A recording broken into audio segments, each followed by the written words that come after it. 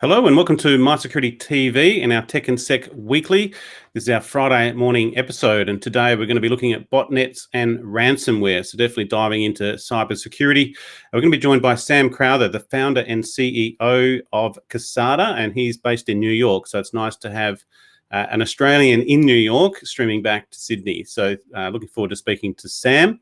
And then we're going to be joined by Sean Duca, the Vice President, Regional Chief Security Officer for the Asia Pacific and Japan region with Palo Alto Networks. And Palo Alto Networks Unit 42 released their 2021 Ransomware Threat Report yesterday. Some very interesting findings and some big payments being made too in ransomware. So looking forward to speaking to Sean. As we do, aerospace and space, defence and national security, cybersecurity and critical technology, and cities and infrastructure. We'll go for around that 45, 50 minutes session this morning, and we should be streaming on YouTube, LinkedIn, and on our various Facebook channels as well. If you just go to the Asia Pacific Security Magazine Facebook page, will be live there. And you can also check out our Cybersecurity Weekly podcast. Most of the MySecTV re-released as podcasts as MySecurity takeaways. On Tuesday, I wanted to highlight we're going to be joined by Rod Smith, and he is the Starshot leader with the Resilient Multi-Mission Space Program, who's part of Defence Science and Technology Group. And then following Rod, we're going to be joined by Department 13 and AVCRM. This is a drone detection system integrated with a compliance and risk management system. So that's on Tuesday next week. And just as a bit of this is the next Friday I've lined up the authors, Anna Liebel and Claire Pales, Secure Board. It's a new book. Claire has been on our channels before and well known with her podcast as well. And we hopefully will have some book giveaways. I've just got a copy and I'm yet to give it a good read, but we'll do a book review with Claire and Anna as well. But looking like a good release.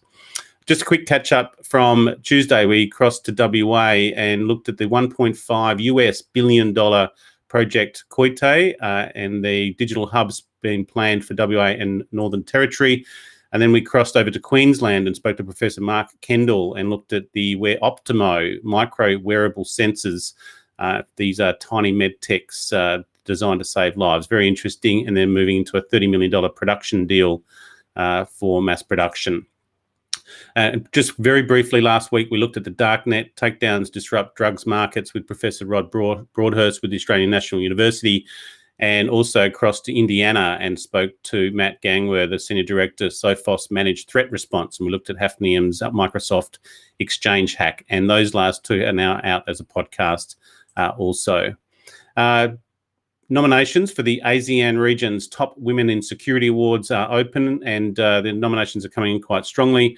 You can check out the website womeninsecurityasianregion.com. So if you have women in security within that region, please encourage them to nominate or nominate them, and let's get the numbers up. So it's really looking quite good. And speaking of women in security in the ASEAN region, our Singapore correspondent Jane Lowe has just sent me through a new podcast. This will be out on Monday, The Impact of Australian High-Performance Computing in the Coming Decade, with Professor Sean Smith, who is the director at the National Computational Infrastructure, or NCI. I think they're here in Canberra, and this is following on our media partnership with Supercomputing Asia 2021, and we've been media partners to SCA for quite some time as well. So Jane always has done a number of these interviews at Supercomputing Asia, and they're always quite very informative and quite detailed. We've just dropped our Cyber Risk Leaders issue 4, our March edition for 2021. There's about 20 articles in there, so thank you to all our contributors and our sponsors and our partners to get that out.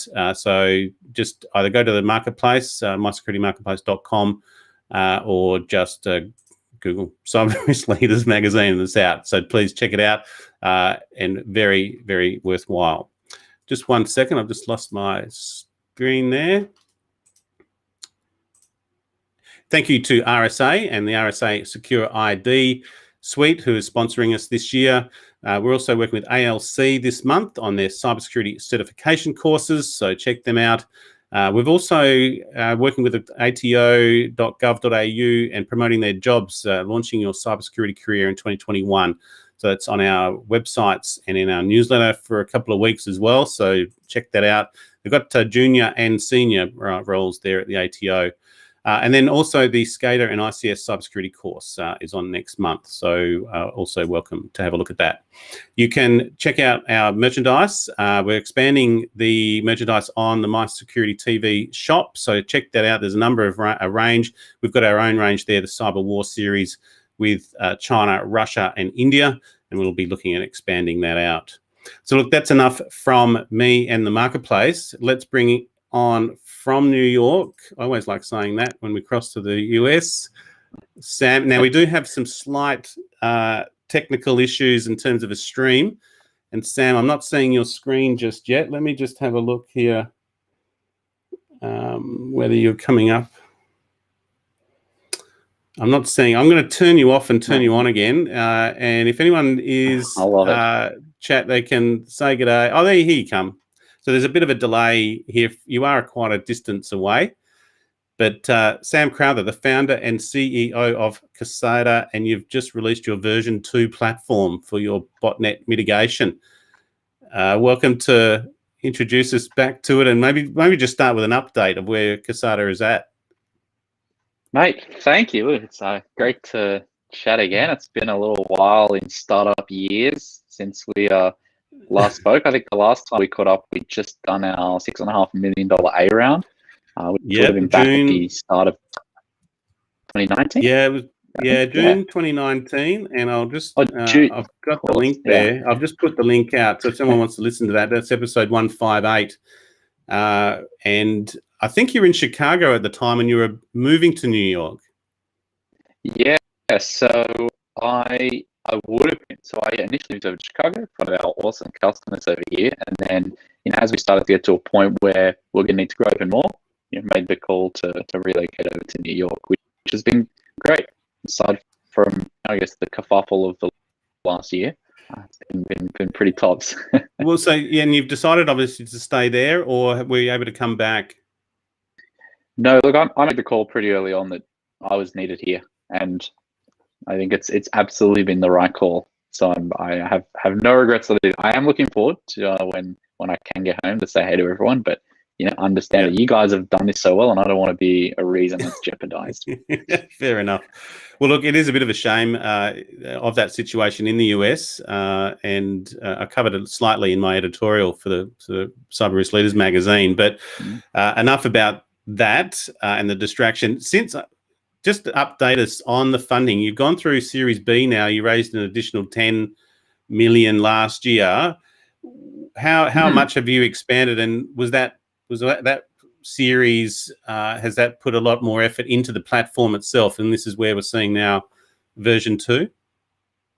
Yeah, so middle of last year or so, we closed our $10 million US Series B funding.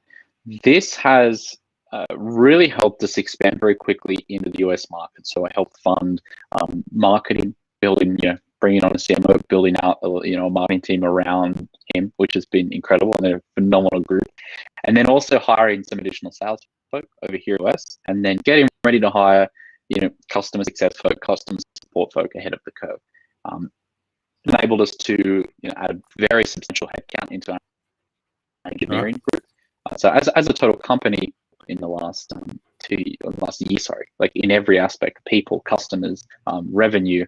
So it's been really awesome. And just, despite the fact that we've had to adapt as a company very, very quickly to a lot of things that were changing, not just internally, right? Not just dealing with the growth, but also all the external factors. We're super proud of the fact that we've, all of our customers have remained with us, and we've continued to solve problems for them and add enough value that they feel they should stay. So that's sort of a huge achievement, at least in my Absolutely. opinion. And I suppose we obviously, let's talk about botnets and what the sort of trend is there as well, and maybe even potentially we have covered botnets recently. We spoke to Barracuda and sort of looked at botnet automation and the like. So there's a bit of a sort of a cyber war on with botnets. Now I can bring up, you've got a screen to share. Let me bring that up, and then I can drop mine out. So yeah, just talk us through the bots are a big problem, and yeah, just some of the observations that you guys are seeing. Yeah, look, what's been most interesting to see over the last, not just like years of building the business, but the last year in particular, is that it's only getting cheaper and easier for someone to leverage some sort of automation, which can have a very detrimental impact on an organization, right? And that could be literally everything from the scraping of pricing data, stock availability in real time from competitors, right up to your more traditional fraud, right, where you're validating stolen credit cards, testing stolen credentials. And unfortunately, we're in a position where the tools are pretty democratized. Like, there's not really a law that used to exist to launch these sorts of attacks, right? And across our customer base, that we see that almost half of all login attempts, right, to access customer accounts are generated by bots. Like, unbelievable number when you think about the potential of that. And it's only getting worse. And that's what we've been seeing across our customers over the last years. And the problem's also made worse by the fact there's more people doing it, which means there's a shorter time to value on stolen credit cards. And so what that's doing is it's squeezing that window of opportunity that attackers used to have, right? Where it may have been a card was valuable in days after it was stolen. Now that may be a day. What's happening is so many people testing these cards all over the internet, and you need to sell it before someone else and it gets flagged as being stolen. And that causes volume problems. It causes an increase in the frequency of these attacks and the ferocity at which they hit. So it's just all around bad news.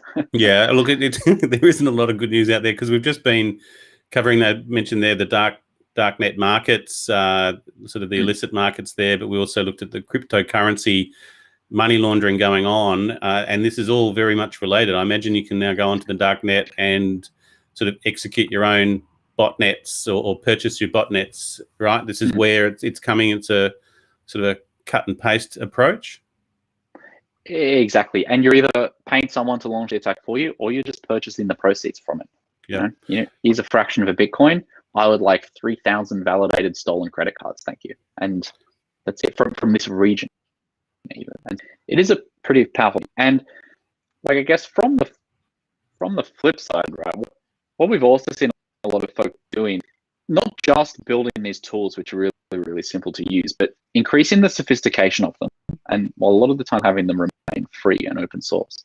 And we've seen a big shift from the attacks, I guess, which were really, really common, where it's a single IP address, 2 IPs, sending hundreds of thousands of login attempts, to very, very distributed attacks that are using, proxy networks that are legitimate customers' IP addresses, so you can no longer distinguish, this IP is behaving in a way, therefore it's a good one, and this IP is behaving in this way, therefore it's bad, because it's actually on the same source network.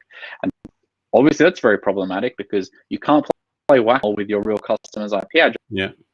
It's not a game that is going to be very fun. And it's combining the fact that they can get access to these vast networks very cheaply with more sophisticated automated tools that exist. And it's creating a challenge where it's very, very difficult to discern the difference between a normal user and an illegitimate one, because the behaviors at a layer you would monitor, they're identical. It's the intent that's different, and that's very, very hard to figure out when you're only looking at the sort of transaction layer.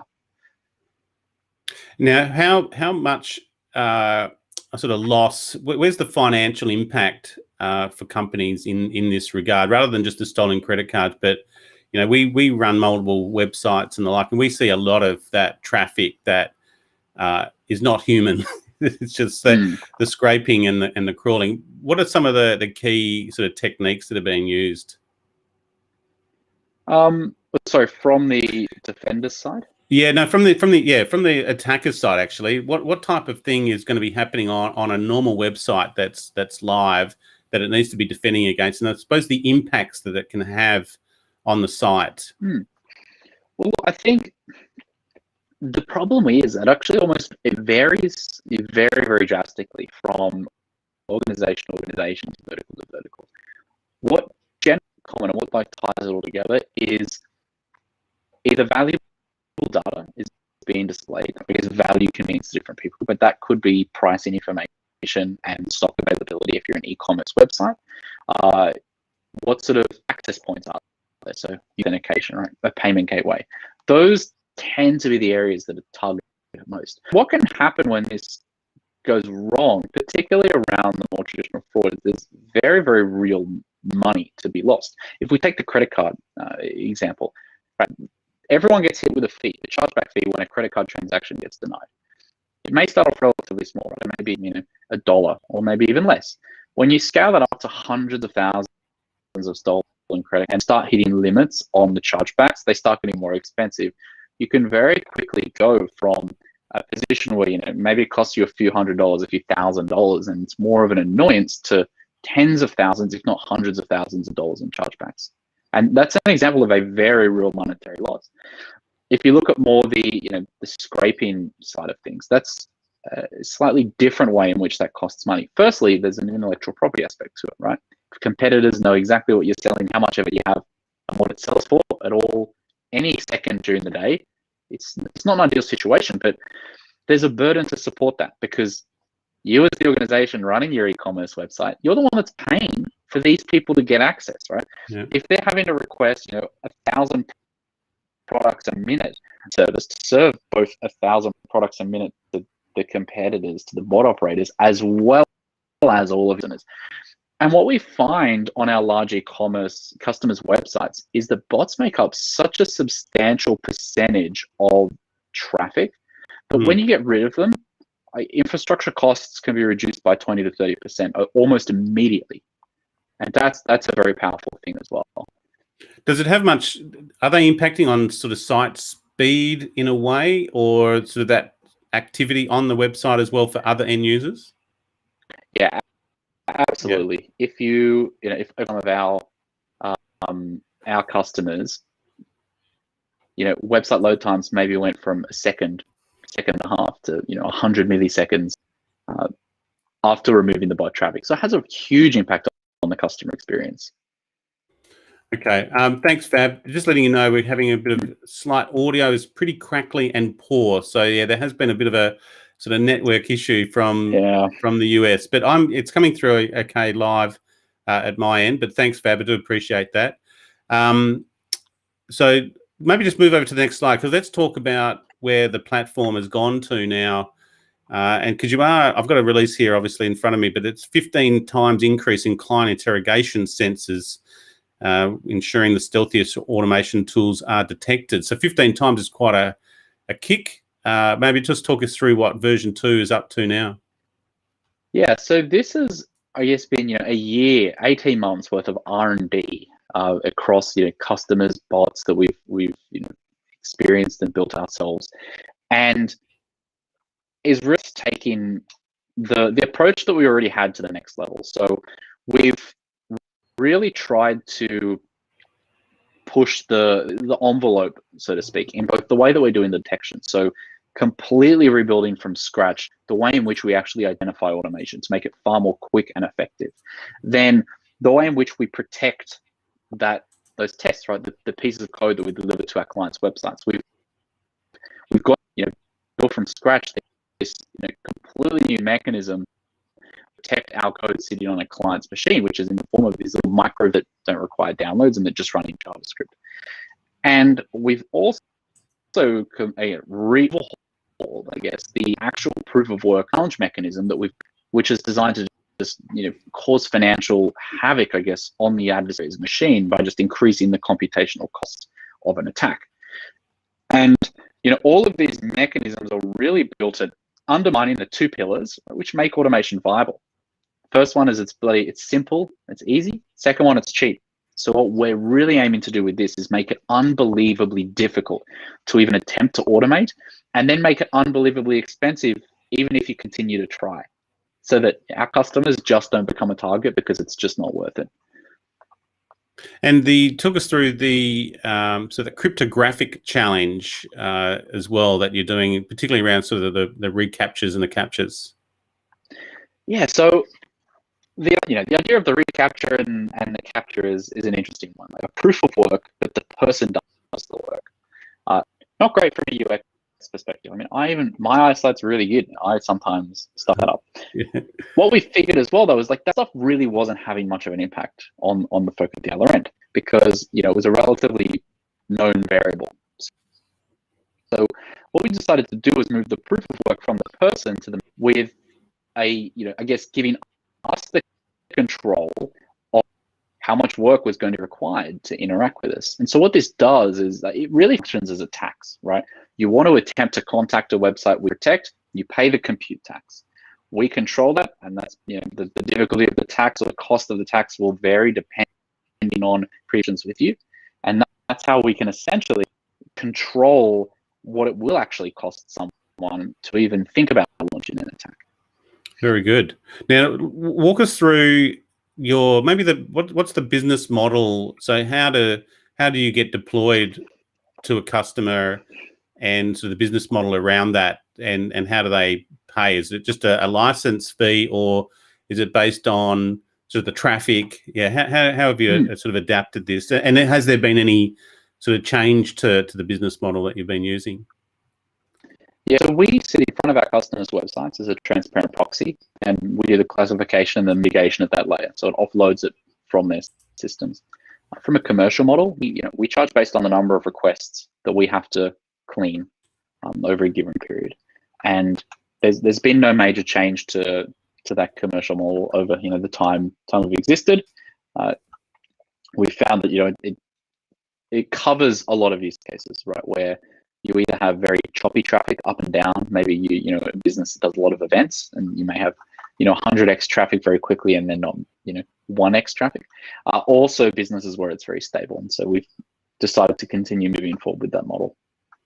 Very good. And I suppose where are you with your customers now? You've been growing the business itself, and you're bringing on more sales. How have you got that? How do you find sort of the message to customers and that sales approach? Are they across it, or do you still find the old customers' awareness might not be fully there, particularly as this area continues to grow and morph in its own way? Yeah, so I think most people really understand at least the impacts of this issue. There are still obviously a few people who don't, but that's okay, because there's absolutely an education problem. But we interact with more and more people who understand the impact. And I think it's just a factor of publicity, right? Like there's just more and more of these issues which are coming to light and gaining a lot of press. So that's not changed too much. A big thing for us has been, having people be aware of Kasada. We can't solve their problems if they don't know we exist. So that's why we've made such a big investment in marketing and sales over here in the US to make sure that dynamic changes. And how do you find your sort of the competitive landscape? Because you are an Australian startup and you've had to expand into the US. Where are you else? So, by the way, are you in operational in Europe, UK? And then how do you find that the competition in the market? As you say, you've got to be aware that Kasada is there. Are you still playing that sort of startup catch-up game with some of the bigger players? We operate across Europe and the UK as well. Look, absolutely, and I think that'll always be the case until we're a multi-billion-dollar business. Yeah. But I think the fact that every customer we work with, we're displacing old technology, and people who said they could solve the problem and couldn't, is a great sign to me that we're absolutely on the right course. That always helps, doesn't it? When they're overselling themselves. Absolutely. And how do you measure? I suppose that's a good point. Of how do you measure success and report that to the customer? We're in a pretty fortunate position where it's very black and white success. In this case, it's very clear cut. When we go in for a proof of concept, we can show, all right, well, here are all the things that bots were doing on your website. This is what they're no longer doing. This is the impact to you. Either be that reduced infrastructure costs, reduced fraud losses, reduced customer account takeovers. It's generally a pretty we're able to help our customers make pretty compelling business cases for investing in technology. Does the system do that? Does it take a sort of a baseline It does. approach? And yes. do you get and you get visibility. How live can you see this? Obviously, you can see that traffic and get the insights live. Yep. Right. In real time. Yeah. And the platform itself is a dashboard in that regard. That's right. Yeah, it's a dashboard that I can get access to. Nice. You don't have an image of the dashboard, do you? I think on our website we do. Oh, you do on your website, not on the next slide. Yeah, not but on that's my okay. next slide, no. Well, look, it's Kasada.io, and maybe just talk us through Kasada, and for some of those who might not know, because it has been a great journey from the starts here. I believe it was in Sydney or Canberra. Yeah, Sydney. Yeah, so just talk us through where you've quickly come from and kind of what is your roadmap for, are you going into Series C and the like? Yeah, so initially founded Sydney. Before starting Kasada, was working for Macquarie Bank. Yeah. And was fortunate enough to realize there were some problems that could be solved around this space. Found an awesome team to help build a first version. Found some awesome people who were willing to back us in the early days and give us a shot at building something. And it turns out we were solving a problem that our customers needed to be solved, and that there was a huge gap in how people were trying to solve it. So over the last few years, gone from really just Australian based and working with sort of a number of ASX 100 customers to now a large number of ASX 50, 25, and then even over here in the US, the Fortune 500, serving the better part of 30 odd large enterprises around the world. And the roadmap for you? So nothing's ever perfect in security. We have a lot of things we want to do to our core product, but we also realize there's other problems that we'll be able to solve for our customers that sit periphery to the issues that we address now. So that's absolutely something we'll be looking at. Then from a customer and people perspective, we're going to just keep doing more of the same, making sure we delight our customers, deliver unbelievable results, and then onboard new people and welcome them into the family. Are you? And that's the plan. Well, interesting. Are you looking to expand beyond sort of the botnet mitigation and botnet detection and broaden the business? Yeah, look, I think we'll be able to build a pretty awesome business doing what we do today, but I think we'll be able to build a bloody great business doing more than that in the future. So we're going to stay focused right now, but absolutely look at, all right, how else can we benefit the people that we're working with?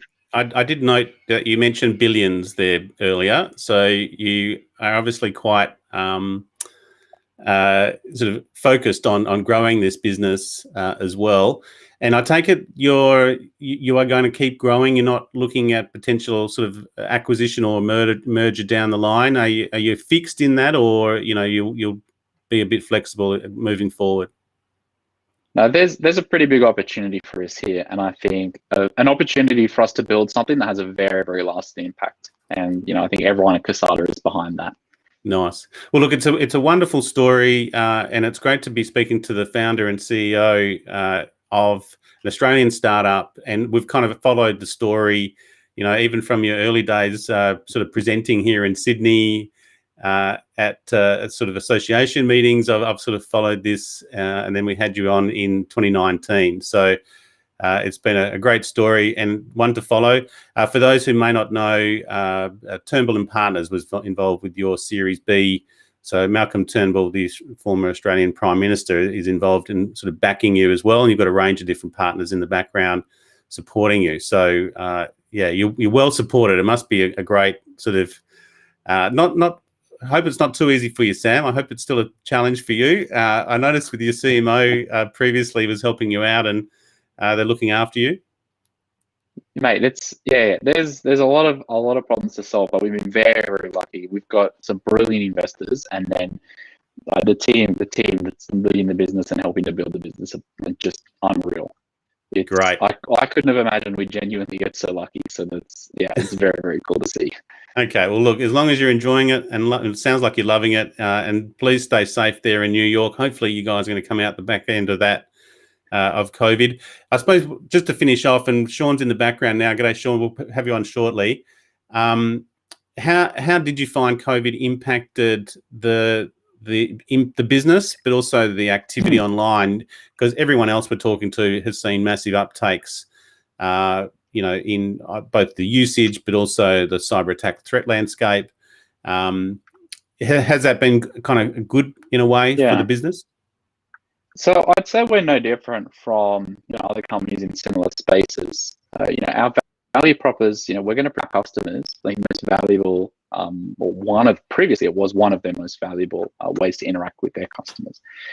Now it's almost the only channel for a lot of organizations. And so for us, we can add even more value than we used to be able to. And we've seen a huge increase across the board in all of our existing customers and new ones that are really, really doubling down their investment in their digital channels, and it's absolutely paying off for them. Very good. Well, look, on that note, let me just bring up this one slide there, and just as a closing off, Sam, we'll have you on maybe next year, or we'll continue to follow the story. But we've been joined by Sam Crowther, the founder and CEO of Kasada. They're in New York, and they're V2 platform for botnet mitigation. You can go to kasada.io, check them out. They've got some videos on there and other guides as well.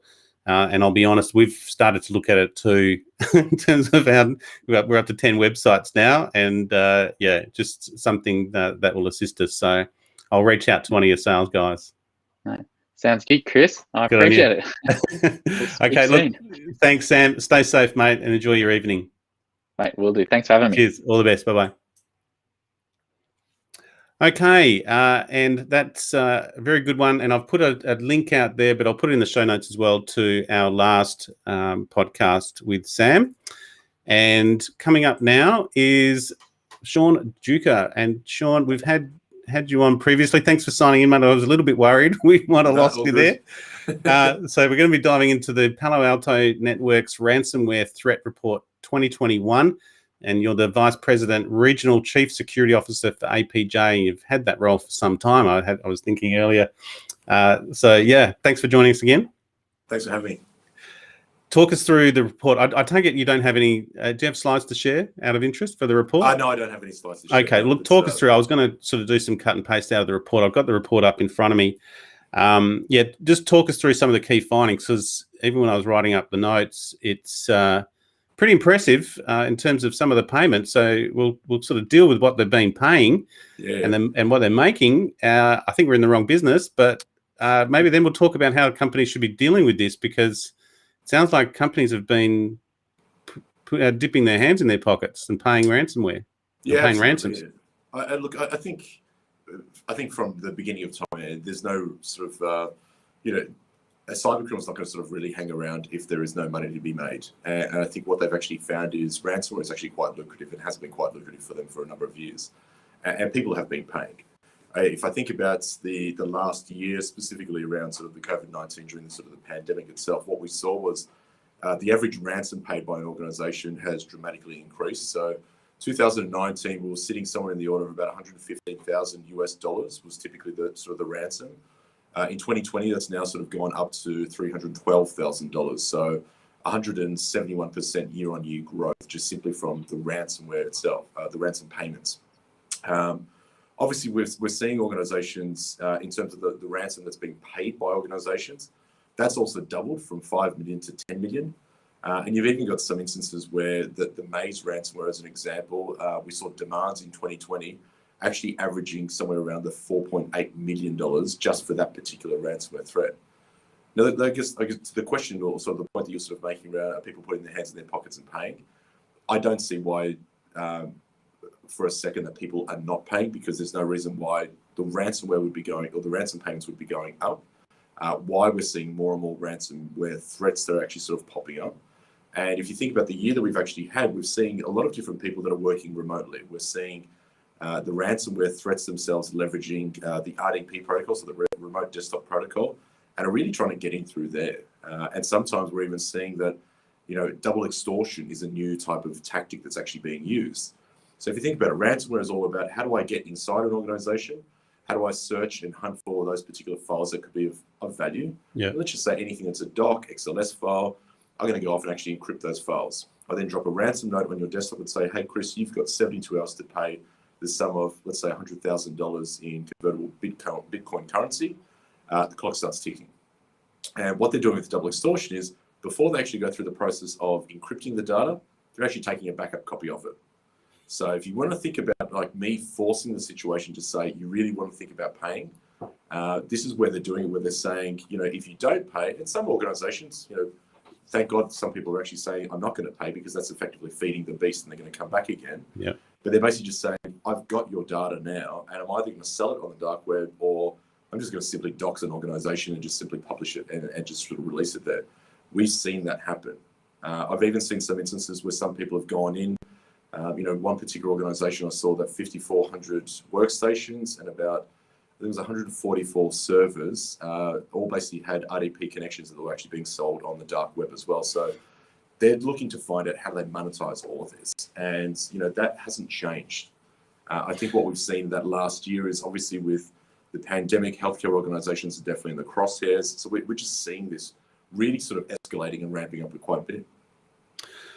Talk us through some of the numbers, the highest paid, and some of the numbers have tripled. So there's as you say, they wouldn't be doing it unless they're making money, but it seems that companies are just getting caught by surprise and are literally paying that money. There's a lot to unpack here. Maybe just talk us through the variants. There's in the report here, there's 20 top ransomware variants and how effective they are, because you talked about sort of 100 odd servers and the like, and the workstations, but are they clever enough to get down to sort of the crown jewels files as well, where they might not take you offline, but they've taken some very sensitive commercial information or potentially not just disruptive, but embarrassing information as well, and you move into that sort of extortion aspect of it as well. So let's start with maybe just the variants, and then how much control they can get once they're into a network. Yeah, so look, in terms of the ransomware families that we've seen I'll use Australia as an example. The most common ones that we've typically seen here are threats called Nephilim, Netwalker, and Sodunokbi. Kind of like some of the big ones. But Netwalker by far, I think, is probably the biggest one that we've seen in Australia. If you break it down into the industries that we've seen in Australia, sort of the top of the pile is definitely healthcare. And then the ones that start to sort of say, even playing field is definitely around construction, professional and legal services, telecommunications, transport, and wholesale and retail. So just those industries alone, that's enough to kind of make and break most countries, really. So we're seeing those threats really sort of popping up. They're targeting industries. And that's probably another thing that really changed in the last year. They're being very targeted. It's not simply a case of, let's just do the whole, typical cybercrime approach of cast my net as far and wide as I possibly can and hope for the best. But they're actually starting to say, let's be very targeted as to who we're actually going to be sort of launching these attacks at. Overseas, we definitely saw that big name brands were kind of the plate du jour, so to speak, for cyber criminals, where they're just going for the people that have got big brands, big notoriety, more than likely they've got deep pockets, and they're the ones that they're sort of really going for. So you do find it's becoming more targeted. It's, talking to Sam there, the botnets are sort of out there hunting and doing their work anyway, but the ransomware is becoming, sort of that, attached to that spear phishing approach. We saw a Melbourne hospital sort of taken offline yesterday as well. Yep. I haven't looked at the details of that, but it sounds like a ransomware or at least a breach. But for them to stop their systems, something serious has happened. And you talked about healthcare. What are some of the motivations on that? I mean, would you find that sort of the health systems are involved in the sort of the payment process as well? And let's talk it from the end user's perspective. What are their options on this once they've got that threat, or once they've got that message to say, we've got your files, or your system's not working anymore, but we can help you out, but you're going to have to pay? Yeah, look, I think for me, if I was to think about why would sort of healthcare be targeted, just purely from the pandemic, they need to be always up and running. They need to be constantly there, and it's something that we're sort of dependent on. And literally, it's a life or death situation. Cybercriminals have basically got sort of no mercy in that aspect of let's just actually target them. In terms of who is or isn't paying, I think it's impossible to actually sort of say that absolutely they're the ones that are sort of feeding or filling up the coffers type of thing for a cyber criminal. I think it's just more a case of they know that they are actually sort of beholden to the fact that they need their systems up and running. Take the example, I think there was a hospital in Eastern Europe, I'm trying to think of the country in particular, where sort of the patient admission systems actually went down because due to ransomware. And someone was actually sort of trying to be admitted to the hospital, they couldn't, and the patient ended up dying. And they're basically saying this is the first time that we've seen a death actually due to ransomware. So we're starting to see that, cyber criminals have got sort of they're not sitting there thinking, let's just, stay away from healthcare organizations because they're the ones that are really trying to sort of, get on top of the pandemic that's out there. They don't care. For them, it's just more a case of there's money to be made and I'm going to go off and actually sort of go get that money and get it from people that probably need their systems up and running. I saw of a negotiation that was taking place, a ransom negotiation that was taking place with a company that was basically saying, we've literally lost everything due to the pandemic. The revenues are not there. And they just said, that's great, thank you, but please pay the money. So, there's been a lot of not-for-profits have been hit too. I think one was a woman's refuge, and they lost millions of dollars. And going back to Jane Lowe's podcast we just did with Chainalysis in the US, the cryptocurrency and the money laundering in cryptocurrency reached a peak in 2020 as well. So, this is all very much related. And there is no good news in this other than if you're in the cybersecurity sector. I'm just looking at NetWalker here. You mentioned January to January, leaked data from 113 victim organizations globally, far surpassing other ransomware families. Ragnar Locker was second, leaking data from 26 victims. And also worth noting that the US Department of Justice announced in January it had coordinated international law enforcement action to disrupt the NetWalker ransomware gang. Now, I suppose this is where the other sort of mitigation to this is where law enforcement and national security agencies are coming in, because you mentioned we're starting to see sort of related deaths, and this is critical infrastructure, and we're in the middle of a pandemic, and we've got hospitals in Melbourne falling over. Where is the mitigation and sort of the counter operations taking place? And does this report cover that? I haven't found that in this report. So the report sort of touches on a couple of things in terms of sort of recommendations of what we need to do to sort of get ahead of the curve. And look, I think like everything, number one, we should not be thinking for a second that these types of threats are not going to be targeting us. We're as if they're going to touch us. I'm sure many hospitals probably thought the same thing as well. Healthcare organizations thought, surely they don't have, they're not spineless in the sense. Cyber criminals does not think like that. They're looking at the payday at the end of the day. So I think for starters, let's actually sort of break that notion that, everyone is a target and everyone potentially could actually be susceptible to this. And I always think about it in the sense of let's actually plan for this day. And it's analogous to everyone's. I'm sure that I've probably used this 100 times in our conversations between you and I. No one ever picks their team the day of the game. So let's actually plan for that day today. So you really want to start to sort of work that one out and actually go through and start to work out, one, what actually happens? How could this change? What would we actually do? Because sitting around a boardroom table or even over sort of a Zoom call and you're sitting there with the executive leadership team, you actually want to ask the question, say, would we actually pay? How would we even do it if we did pay? Look, I'm not sort of condoning the fact that you should be paying, but I also just sit there and say, you really want to think about it. That's not your easy way out, because paying, there's a couple of downsides to that. One, you're actually potentially feeding a criminal organization, could be funding terrorism as well.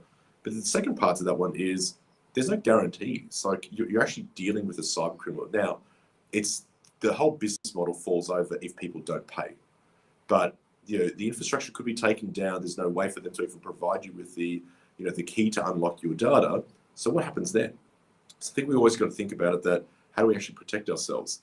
If someone was going to try and take a copy of your data and release it, no doubt there's going to be something of a sensitive nature there. I'm sure if someone actually dumped all of your messages out of Exchange, that's probably going to be quite embarrassing for any organization. So again, we've got to start to think about those types of things. But then at the same time, majority of the times they're looking at vulnerabilities and weaknesses that exist. Granted, they only need to be right once. Our job is we need to be right all the time. But we need to be thinking about, okay, how do we shore up our defenses? I've never seen an organization that was completely patched and up to date and was running the latest and greatest really get compromised. Yep. If I think about organizations that have been hit, they typically get hit a second time around again because they haven't actually taken the time to go through the process of shoring up their defenses again. And it's not just simply the technology. Obviously, the technology needs to ensure that we can catch up and keep up with the latest and greatest threats that are out there. But at the same time, the people in the process, do we have the right people in place to ensure that we can deal with this? During the pandemic, if you think about it, a couple of days ago marked the 1 year where many companies basically sent all their staff home and we started working remotely. Have I actually bothered to look at my processes and how we could start to, manage an incident remotely? I'm sure that many people tested this way and probably got tested. Let's test it again. 1 year on, we should be going through this process all the time.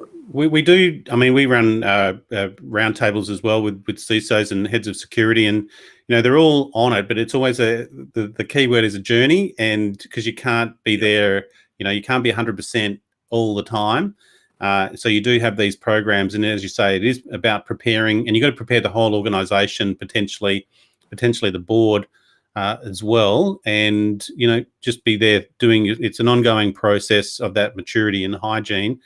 Maybe just talk us through the sort of the recent impacts that you've been seeing here in the region as well. Slightly off topic, but you mentioned the exchange there as well, and some of the sort of the related, because you'd see the threat actors jump on once that exchange and the CVEs were out. It spiked. That's obviously related, because once they can get access, they can get that information, then they hit you with the ransomware. It's pretty much they have their own playbook. You need your own playbook back. What are you seeing? There's a good map in the report. Japan's about 9% of the percentage of total victim organizations, and then Europe, Middle East, and Asia are there 60%, 60-odd% in the Americas. What are you seeing in the region here? You cover APJ, both Australia, but also the region. Where do you find sort of most of the activity, and how mature organisations are in actually sort of dealing with this challenge? Yeah, look, it's a good question, and I think that sliding scale sort of moves on a daily basis. I think in every country there's going to be mature and immature organisations or nascent organisations that are still trying to sort of work out what to do. I still have conversations with people where they think that everything's fine, everything's rosy, and the reality is, would you even know? Would you be able to sort of tell if something went wrong? And then if you think about the fast pace of, just take even sort of the Microsoft Exchange challenges that we've sort of seen for the last week or so now, the attacker is pivoting extremely fast, and sometimes faster than we can actually sort of go through our own playbooks to deal with it. We saw the exploitation taking place. We saw web shells actually being used. Now we're seeing ransomware actually taking place. So it's hard. And I'm not trying to say that it's not. I think a statistic that I saw the other day was, the year, we're kind of at sort of pretty much just say halfway past March, so a couple of months into Q1, and we're already 12 0 days into the year. Last year, I think Google were tracking something like about 24 0 days. Yeah, right. So it's getting faster and faster, and that ultimately means that, not to say that we've lost control or anything like that, but we need to just start thinking about, how do I actually manage the risk at the end of the day? Is there a way that I can actually mitigate it? Is there a way that I can prevent sort of that initial access from taking place? And I think to sort of really go to the question that you sort of asked, I think some people in some of the more mature countries, obviously Australia being one of them, we're seeing a lot of activity. And I think that's not going to stop. And that threat is not going to sort of slow down. But it really does require us to sort of go back at the organization to work out, okay, the initial access of how people are getting in, let's conduct some sort of proper patch management, a review of what's actually sort of going on in those organizations. We know that remote desktop services are really sort of being used. Are they being configured? Are they secured correctly? Backup and recovery. I spoke to an organization that, they were an unfortunate victim, they didn't pay, yet they were starting to go through and rolling out what's the most current backup they could use and restore. And it was something like about 9 months old. In a world that we're probably amassing, probably terabytes worth of data every day, that's a lot of data that we've actually lost. And why? Because we're not actually going through the process of checking the integrity of our backups that are actually out there. And then security controls, again, are we using them correctly? are we thinking about the way the attacker is actually sort of using it as well, which is they're going off and signing up these newly registered domains, and we're just simply blocking at sort of a high macro level anyone from going to a newly registered domain. Someone may turn and go, oh, but we want to allow people to go wherever they want. If a domain was registered yesterday, I don't think I'd want any of my users to go to that website.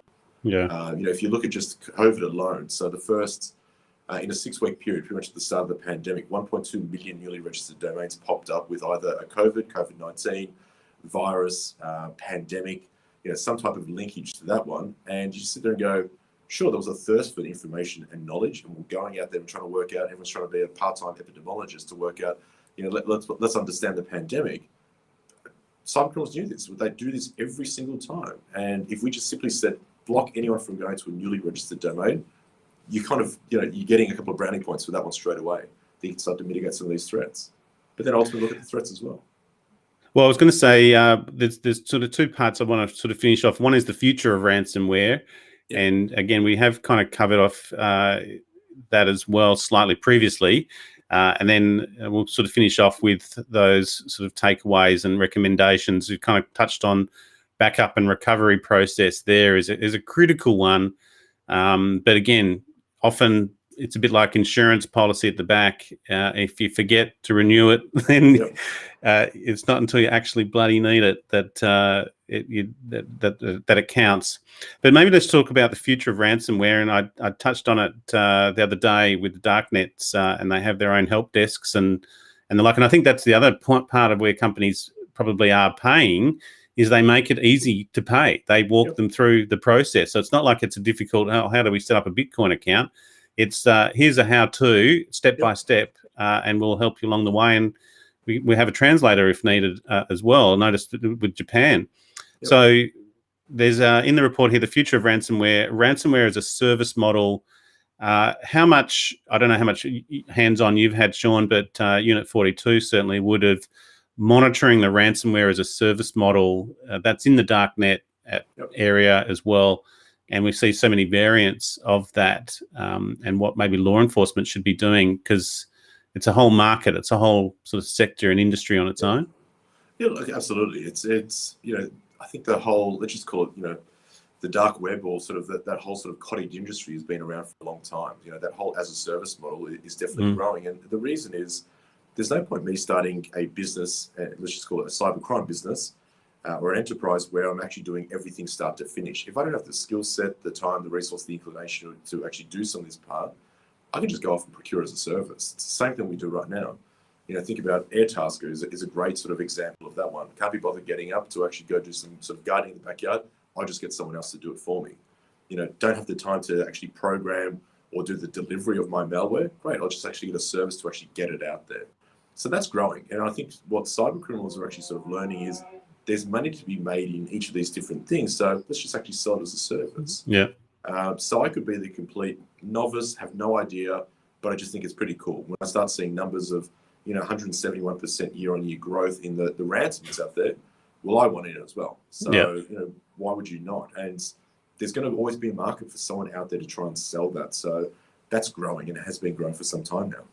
Well, and as again, it's something that's come up a number of times over the last few weeks, that 2020 and it looks like 2021 is going to continue that trend. As this report points out, there's almost been a tripling of payments funds as well. We're also going to see an increase in variance in those capabilities and more to adopt the double extortion. Maybe just finish off with, not so much finish off, but maybe just cover that double extortion aspects as well. I'm just going to read this bit, Sean. At least 16 different ransomware variants are now threatening to expose data or utilizing leak sites, and more variants will likely continue this trend. Are we seeing that there were seven leaks from in Australia noted for 2020? Yep. Are we seeing this much in Australia, or do you think it's something that will likely to increase more? Or have you seen it here yet? So I haven't heard of any instances locally where that's actually sort of happened, but I don't see why we would be immune to not seeing it either. So I think it's definitely going to sort of grow. And, if I was to think about it from a cyber criminal sort of mindset, it's just kind of like a guarantee. It's a bit of a backup plan. You're not going to pay because I've actually encrypted your data. I bet if I stole your data and I went to sell it, you'd probably end up paying. So that would be the mindset that someone's going to have. So it would make sense to say that that's ultimately going to increase, and there's no reason why Australia would be immune to that. Absolutely. Okay, so let's just walk through some of the key recommendations, particularly for those that are listening, or we might do a little takeaway, but the report sort of outlines about only 3 or 4, but the initial access is one. Maybe just talk us through that one. Yeah, so from an initial access standpoint, obviously we're still seeing things coming through email as an example. So whether it's being lured to a particular link, an attachment's actually there, and we're just waiting for someone to actually sort of double click on that attachment. Hopefully we've actually tried to solve that. But then as we start to expose more things to the internet, remote desktop services is probably a great example of that one. People are putting things out in public cloud infrastructure and not really thinking about securing it the same way they probably secure it in an on-premise environment. And again, I still have conversations today with people that they think there's that shared responsibility model is like oh, that's new, I've never heard of that. The reality is anything you put in there, you're going to have to protect it. Yep. The cloud service provider is going to protect their own infrastructure. So we need to make sure that everything that we do sort of on-premise, we're pretty much doing the same thing out in public cloud infrastructure. Anything that we're exposing, using things like easily guessable passwords. We've still got some very, very basic passwords that are being used, and brute force attacks, extremely common. Yeah. So we're going to keep on seeing those things. So if there's any capability there, and let's just use the example of public cloud, we can enforce things like multi-factor authentication and the like. Use it, make it harder for the attacker. If we see that there's a brand new technique, again, sharing it in the community, I think we've actually learned that the more we share it, the better things are going to be, because we're actually forcing the hand somewhat of the attacker to go back to the drawing board and think of a different way they can come back and launch an attack. Some people say that's counterintuitive, but I just then go, let's make that a little bit harder for them. Yeah. So that initial access is going to keep on sort of growing, because we're putting more things out online and we're exposing more things too. And they are literally looking for that low-hanging fruit. They don't want Always. to work hard, which is probably why they're in this business anyway. Yep. And the key one there is that backup and recovery process and testing those backups. We've kind of covered that, and the security controls that you've also mentioned. Now, we'll give Palo Alto Networks a bit of a plug in this, because you've got quite a lot that in terms of the services and the capabilities that you provide. You're obviously a leader in this space, and obviously Unit 42. This is well worth a read for anyone in the sector, or that has to raise the risk profile to their board or senior executive. Just get them to start to read reports like this, and they will start to listen to you, I would imagine, or ask how they're going to be paying the ransom. I think that's always the first question of, are we going to pay or not? Are we ready? And if our data does get leaked, what's been our sort of risk posture and our profile? Can we explain to our stakeholders why this has happened and why we didn't pay and why our data is out and about? So look, Sean, thank you so much. We're top of the hour. I'm going to cut it off there. Thank you so much. I hope your flight went well this morning, or you got another one today. No, thank you. So I appreciate you taking the time with us once again, and I think I'm losing count how many times we've had you on. That's why I've grabbed that photo of you. That's last time you were on MySecTV, I think in Melbourne. But look, thank you so much for your time. Sean Duca, the Vice President, Regional Chief Security Officer for the APJ with Palo Alto Networks, looking at the Ransomware Threat Report for 2021. Thanks, mate. I'll let you go. Appreciate it and enjoy your day. Take care. Cheers, Sean. Okay, very interesting. The report is on the marketplace, so you just go to mysecuritymarketplace.com and it's on the front page there. And as I just to finish off, the report of the day, other than the Palo Alto ransomware report, F5's 2021 State of Application Strategy report was released yesterday. That's also on the marketplace. And it kind of covers, we covered the 5G networks and why 5G matters in the Cyber Risk Leaders magazine. So really it comes down to the applications and how applications are running now, and they need those networks to work properly. And there's a lot of sort of variations and sort of plugins for applications now. So there's a lot of interdependencies also increasing. So this is a very interesting report. AI-assisted business has tripled, according to this one. Applications continue to be modernized rapidly with API as a method of choice. The importance of SaaS-delivered security is rising as organizations work to unify security across distributed applications while managing more architectures than ever. I always think that complexity increases vulnerability. Architectural complexity, there you go, next one, makes multi-cloud availability an imperative, and edge deployments are increasing too. And telemetry will take us to the future, but now nearly everyone is missing the insights they need. Again, another good report from F5 on that one, and it's on the marketplace as a resource. So welcome to support the channel. Check out our merchandise. It's not just our t-shirts. We're starting to introduce other merchandise on there. If anything to do with cyber and cyber security is available on the MySecTV.shop, and you can check that out. So that's it from the marketplace and MySecurity TV. Thank you very much for our Tech and Sec Weekly. We'll be back on Tuesday afternoon looking at space and drone detection systems. So enjoy your day and have a great week.